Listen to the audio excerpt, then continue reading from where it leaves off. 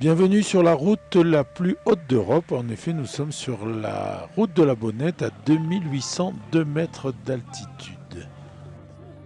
Enfin presque, nous sommes à la Bonnette Restefond au col, donc un petit peu plus bas. Sur la droite, vous voyez l'oratoire de Notre-Dame du Très-Haut. C'est de là que nous allons partir en procession avec des arrêts devant des banderoles représentant des monastères célèbres.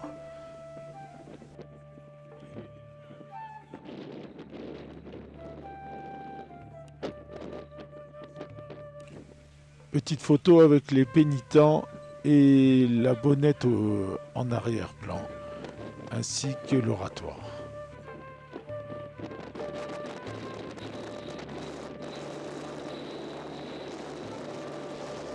À gauche, la vallée de l'Ubaye, à droite, la vallée de la Tinée, deux départements différents, c'est ce que se fait expliquer Monseigneur André Marceau. L'arrivée des élus, dont bien sûr le président de la métropole et député-maire Christian Estrosi.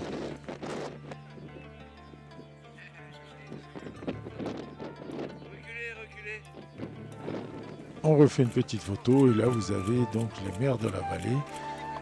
Jean-Marie Bogini, maire d'Isola, Colette Fabron, maire de Saint-Étienne, Jean-Pierre Sautier, maire de Saint-Dalmas, et nous sommes sur sa commune. Éric Ciotti, président du conseil départemental, la conseillère générale Caroline Miglior, le président de la métropole Christian Estrosi et le maire de Josy.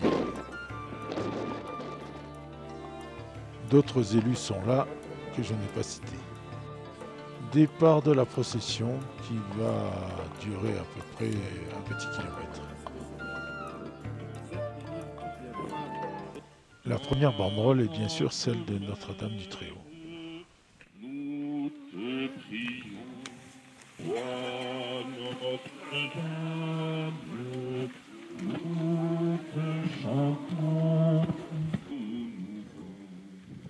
Laudate, laudate, laudate Maria.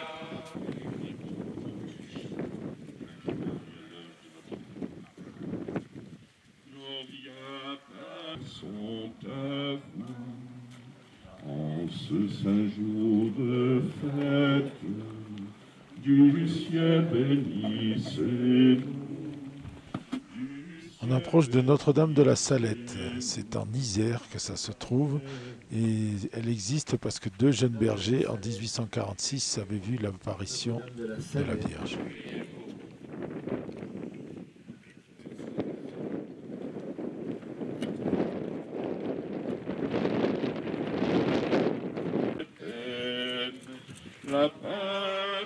Cette fois, c'est la banderole du monastère de Santa Anna di Vinadio en Italie, au col de la Lombarde. Et c'était une petite bergère, Anna Banis, qui avait vu l'apparition de la mère de la Vierge, Sainte Anne. Et Jésus, le fruit de vos entrailles, est béni. Pardonnons aussi à ceux qui nous ont offensés, et ne nous soumets pas à la tentation, mais délivre-nous du mal.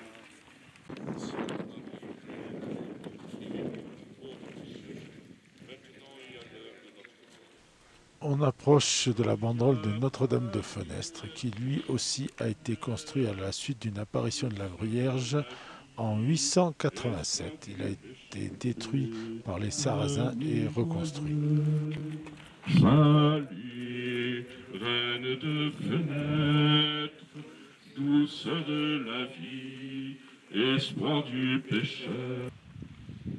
Je vous salue, Marie, pleine de grâce. Le Seigneur est avec vous. Vous êtes bénie entre toutes les femmes.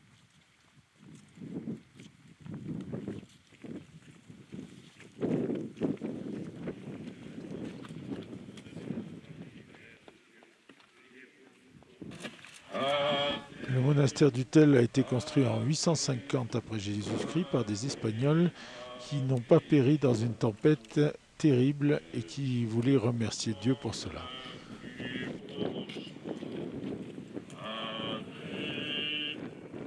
Après la procession, la messe, dans un cadre grandiose. pour nous donner ton Fils bien-aimé. Pleine de grâce, nous t'acclamons pour les pécheurs.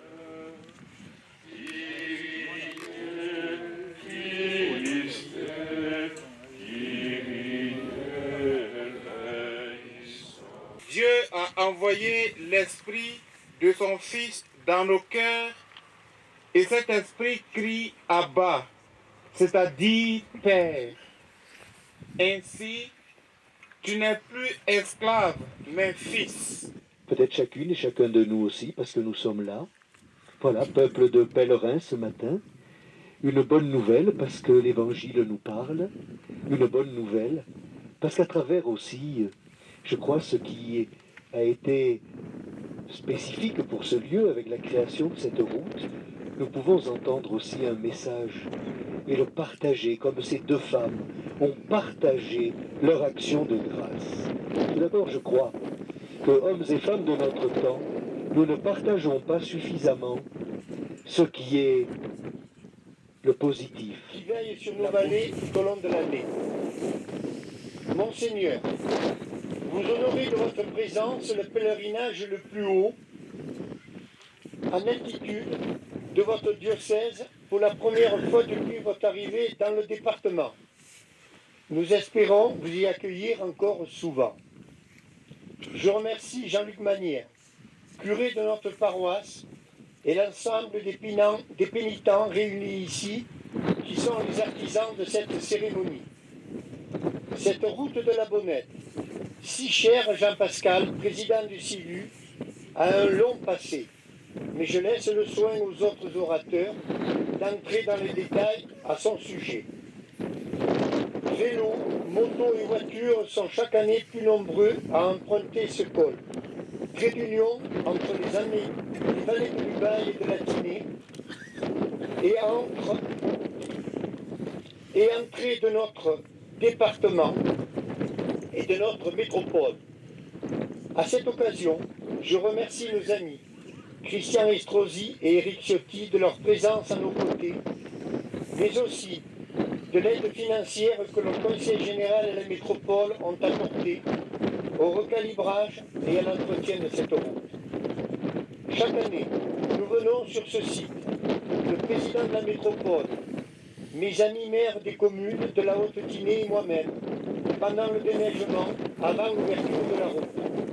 Nous assistons au spectacle impressionnant des engins de déneigement en action, entre des murs de neige qui atteignaient 8 mètres de hauteur par endroit cette année. Quel contraste avec aujourd'hui, où la pelouse est si verte et où les véhicules franchissent facilement le col. Je crois que c'est le fond.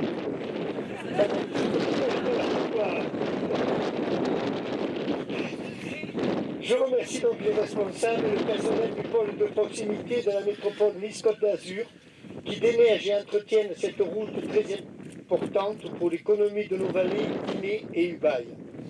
Merci aux communes de Saint-Étienne et Josier pour le prêt et l'installation du matériel, aux gendarmes et aux pompiers qui assurent la sécurité de cette manifestation. Et enfin, merci à vous tous de votre fidélité à Notre-Dame du Plus Haut.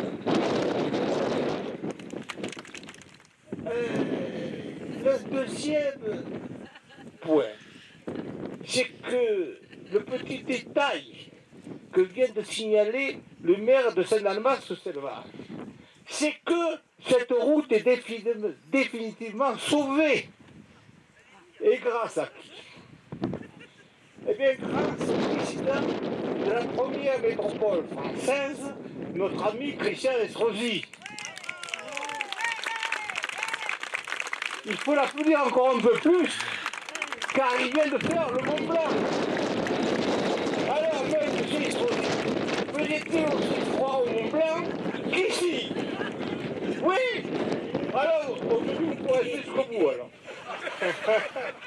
Voilà. Alors, cette route est donc sauvée, car vous vous souvenez que l'année passée,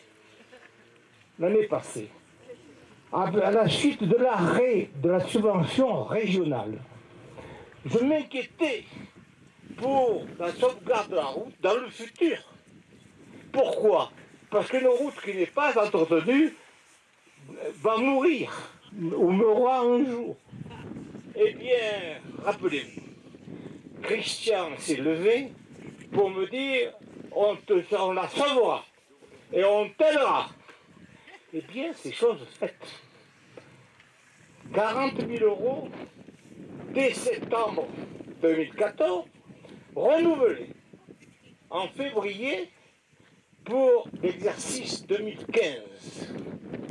Et j'ajoute à cela que la commune de Joliet, la commune, a rempli entièrement ses engagements en nous versant par 2 fois 10 000 euros. Eh bien, un grand merci, M. Estrosi. Un grand merci, M. Gilly, ici présent, le maire de Joliet. J'ajoute encore que je me dois de remercier le conseil départemental et son président Éric Ciotti, ainsi bien entendu que notre sympathique Caroline, que tout le monde connaît, pour nous avons pouvoir mettre la subvention que nous donnait le Conseil général des Alpes-Maritimes, aujourd'hui défunt, de 12 000 euros par an. Un grand merci. Nous avons pu aider un atelier d'art de Barcelonnette pour l'édition du premier livre consacré uniquement à la route de la Bonnette, qui est celui-ci, et que je me fais le plaisir de remettre à Monseigneur à titre de souvenir.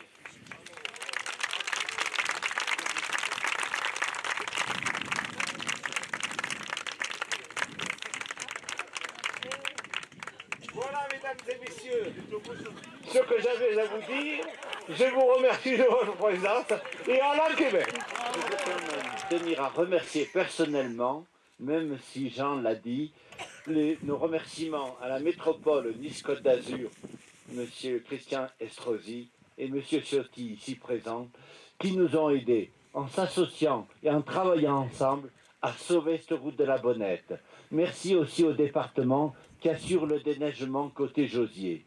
Vous ne pouvez pas savoir combien Josier vous en est reconnaissant, mais c'est toute la vallée de l'Ubaye qui me dit chaque fois quand est-ce qu'ouvre la Bonnette, et dès qu'elle ouvre, c'est toute l'économie de la vallée de l'Ubaye qui est confortée. Je ne remercierai jamais assez vous, et d'ailleurs l'artisan de cette collaboration pour apporter une petite participation de la commune de Josier, 20%, et la grande participation de la métropole Nice-Côte d'Azur, 80%, à cette action, parce que nous avons construit ensemble une cathédrale, une belle cathédrale, et nous devons la Et en nous retrouvant, comme nous le faisons chaque année, nous témoignons notre attachement à cette route. L'émotion que nous ressentons dans ce lieu est palpable. Ce lieu qui est d'une intensité incomparable, c'est vrai, est propice à ce recueillement. Et aujourd'hui, nous avons l'occasion, comme nous le faisons chaque année, de mesurer le travail qui est accompli sur cette route et de l'action entreprise par les élus ici présents. Bien évidemment, Jean-Pascal, dont la passion toujours identique chaque année sur cette route, notamment, ne peut que forcer l'admiration et le respect de tous. Notre député, Christian Estrosi, qui a donné cette impulsion décisive pour la réalisation d'investissements sur la route, et par le biais notamment des différents mandats qui ont été le sien, que ce soit en tant que premier vice-président du conseil régional, puis en tant que président du conseil général, et désormais en tant que président de la métropole Nice-Côte d'Azur. C'est vrai que des moyens financiers importants ont été mis en œuvre, et aussi bien humains, et je veux à mon tour saluer les agents des routes qui ont effectué ce travail d'abord sous l'égide du Conseil général, puis désormais sous la métropole, et qui se sont fortement mobilisés sous la houlette de Jean-Marie Fabron pour faire de cette route ce qu'elle est aujourd'hui. Et cette route est jalonnée de sites exceptionnels, et je pense notamment à celui des Camps des Fourches, où l'année dernière, le président du département des Alpes-Maritimes, Éric Ciotti, avec qui j'ai le plaisir désormais de faire équipe sur ce nouveau canton de Tourette-le-Vin, était venu ici nous annoncer la réhabilitation de ce Camp des Fourches. C'est un dossier complexe qui avance. Nous prochainement une réunion de travail sur le site avec les services départementaux et je pense que c'est un dossier important qui contribue à la renommée de cette route. Et donc, tout ce qui peut mettre en lumière cette route est profitable. Je pense également à l'ascension du col de la Bonnette qui aura lieu demain. Je salue avec amitié mon ami Jean-Charles Guérand pour l'action également qui est la sienne. Donc un grand merci à vous tous pour votre présence et longue vie à la route de la Bonnette. Je vous remercie. Et puis, je vous l'avais dit l'année dernière, nous nous étions engagés, Caroline l'a rappelé, le conseil départemental qui dispose de la propriété du camp des Fourches va engager dans quelques semaines la rénovation des premiers bâtiments du camp des Fourches, puisque nous commencerons normalement lorsque le parc national du Mercantour, qui a déjà donné un avis favorable, donc nous ne pouvons que nous en réjouir, mais il nous réclame quand même un inventaire faunistique complémentaire.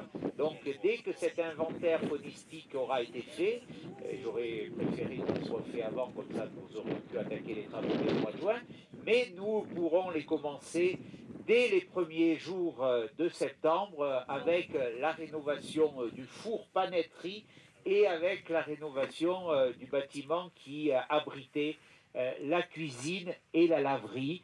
Donc première tranche de ces travaux, 750 000 €. C'est important aussi de rénover ce camp des Fourches. Il est un des symboles de notre montagne, de notre histoire, de cette histoire militaire qui nous rappelle que les hommes se sont battus ici pour nos libertés. Bien au-delà, il est aussi le symbole de nos racines, de nos repères, de notre identité, de notre culture. Nous avons le devoir de préserver ces symboles de notre culture et de notre identité dans ce site merveilleux. C'est ce que nous allons faire avec bien d'autres projets dont nous reparlerons, mes amis, lors du festin de Saint-Dalmas, mon cher Jean-Pierre, lors du festin de Saint-Étienne, avec une température qui sera plus propice à des discours plus longs. Mais cette température a aussi pour vous l'avantage de raccourcir ces discours, et je crois que ce n'est pas plus mal. Merci du fond du cœur de votre fidélité, de votre engagement. Soyez assurés en retour de toute ma confiance et également de tout l'engagement de l'Assemblée départementale pour cette magnifique vallée, pour notre montagne et pour notre département. Ces paysages ne sont pas que des paysages. Ces paysages nous parlent. Et ils nous disent quoi, ces paysages? Ils nous disent tout simplement qu'ils sont vivants. C'est en tout cas ce que j'ai voulu entendre comme message extrêmement profond qui fut le vôtre en nous parlant de prendre de la hauteur, Monseigneur, dans cette remarquable homélie. Ils nous disent qu'il y a eu des hommes et des femmes qui, pendant des siècles, ont fait en sorte qu'il y ait de la vie dans cette montagne. Oui, ces paysages nous parlent tout simplement de l'exigence qu'il y a de continuer à préserver l'activité de l'homme dans l'ensemble de nos montagnes. Alors, puisque vous nous avez appelés à prendre de la hauteur, Monseigneur, j'en avais déjà pris en étant pour la 168e fois celui qui, au nom de tous les maires de Nice depuis 168 ans, présentait son vœu à la Vierge pour avoir protégé du choléra la ville de Nice au début du 19e siècle et d'avoir bâti cette église du vœu. Que n'ai-je entendu? Pour la première fois, au bout de 168 ans, dans un pays où des responsables politiques et où des journalistes bobos parisiens considéraient que c'était devenu insupportable de voir un maire d'une ville de France invoquer la Vierge et renouveler le vœu depuis 168 ans. Eh bien, quitte à leur déplaire, et pour continuer à prendre de la hauteur, Monseigneur, aujourd'hui, eh bien, je crois que pour la 27e année consécutive, le député de la montagne et des Alpes-Maritimes demande à la Vierge de faire en sorte que l'on continue à accompagner ces hommes et ces femmes qui font vivre notre montagne, qui font vivre nos villages, qui font vivre ces vallées. Merci à chacune et à chacun d'entre vous, et plus particulièrement à vous, Monseigneur, d'avoir donné une telle dimension aujourd'hui à cette célébration et à cette cérémonie. Vive la... Dimanche 2 août à Saint-Étienne-de-Tinée, comme tous les ans, une grande kermesse paroissiale est organisée. En fait, c'est un gros vide-grenier au profit des œuvres de la paroisse.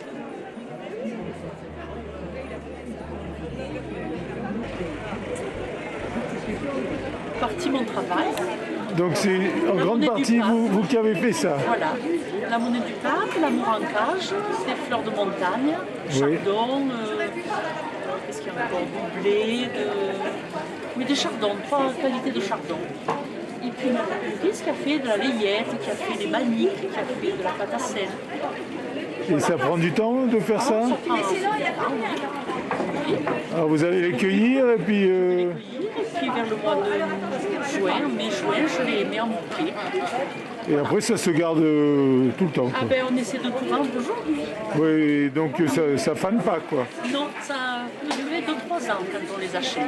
D'accord. Voilà. Et après, ben, Et après, on revient acheter. c'est au profit de la paroisse, c'est ça? Au profit de la paroisse. D'accord, c'est très joli. Merci.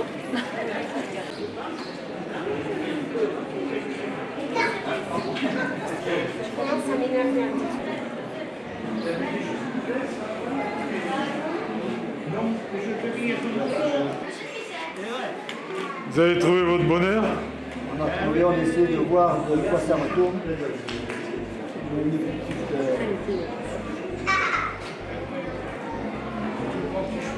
C'est un vide pour ouvrir le garage ou quoi? C'est un livre, mais on ne sait pas de quoi. Mais là, est-ce que ça va avec le flash? Parce qu'on met pas non? Ah, peut-être.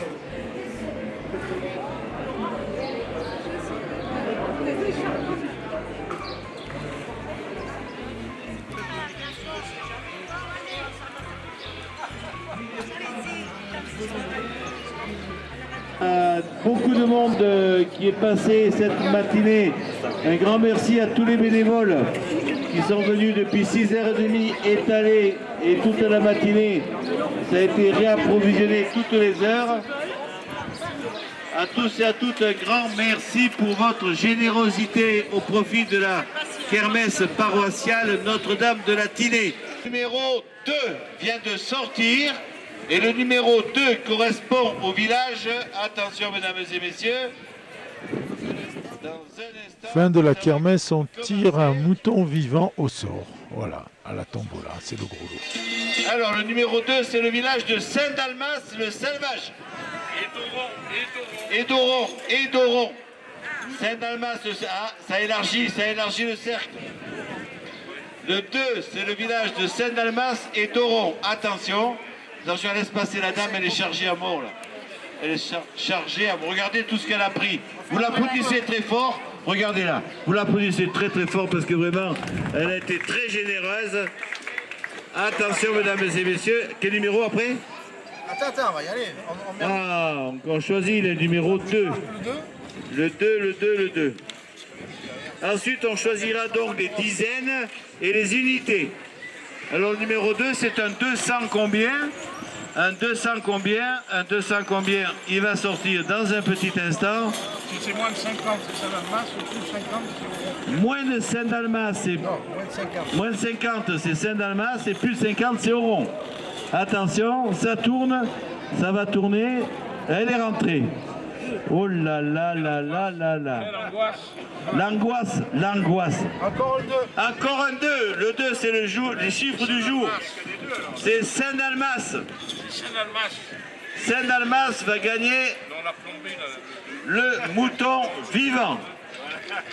Merci à tous de votre générosité. Toutes les cases ont été vendues.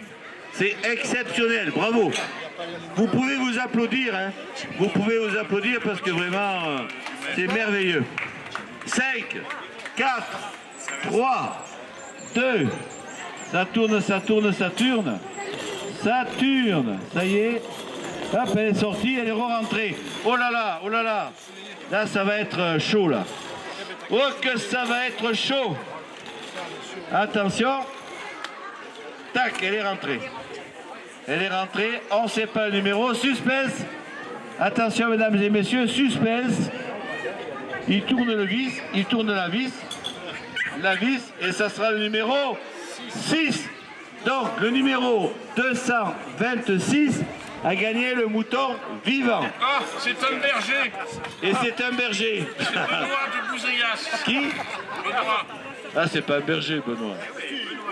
Benoît. Ah, Philippe ou... Benoît, c'est son nom.